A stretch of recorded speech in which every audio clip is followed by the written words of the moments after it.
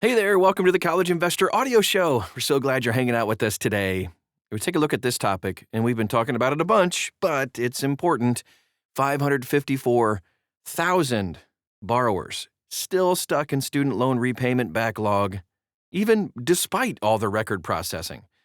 But before we get to it, let's go ahead and just remind you that anytime you hear a topic covered on the podcast, there's always an article along with it, which you can find at thecollegeinvestor.com. While you're there, you can dive in deeper. We got links and resources and everything you could possibly want to know about every single topic we talk about.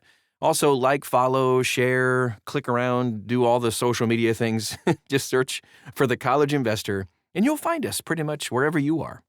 Now, back to our regularly scheduled topic. The Department of Education processed more IDR applications in March, than any month since court-ordered tracking began, cutting the pending backlog to 553,966.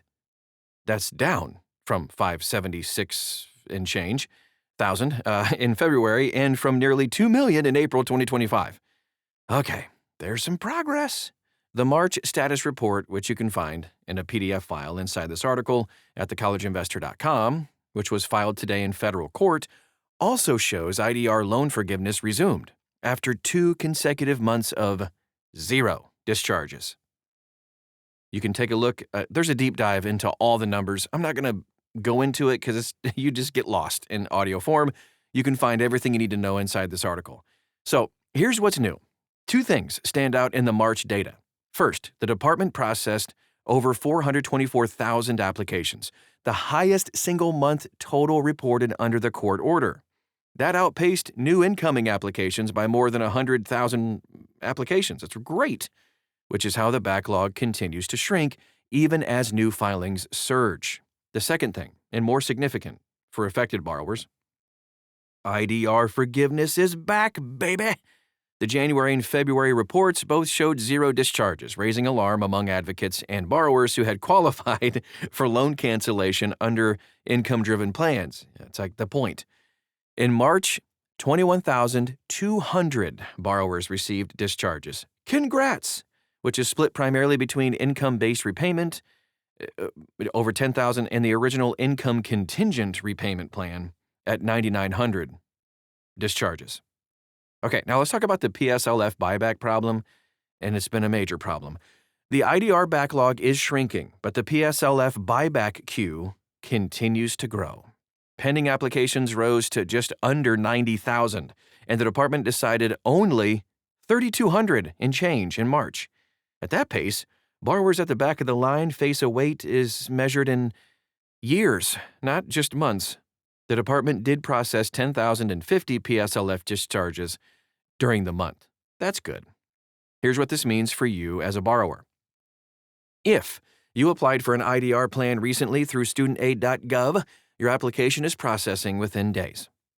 The backlog primarily affects older applications, many from early 2025 during the SAVE plan chaos, that require manual review or servicer coordination. Not fun. If your application has been pending for a few months, contact your loan servicer directly for an update.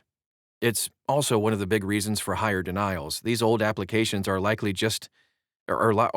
to just be denied. The return of IDR loan forgiveness is very good news for borrowers who have met their repayment obligations and are just waiting for cancellation. Kind of unclear whether March's 21,200 represents a catch-up or just a return to normal. Here's how this all connects. The College Investor has tracked every monthly status report since the court order began. The IDR backlog has fallen from nearly 2 million. Remember, you can go back in the archives and listen to that podcast, to under 554,000, a roughly 72% reduction. But, as we talked about last month, the PSLF buyback backlog is a huge weight. Even these faster processing times could mean a 2.5-year wait for public servants which are still in the queue waiting for this. So borrowers need to ask themselves, and we've done this multiple times over the course of the last few months, is PSLF buyback worth it?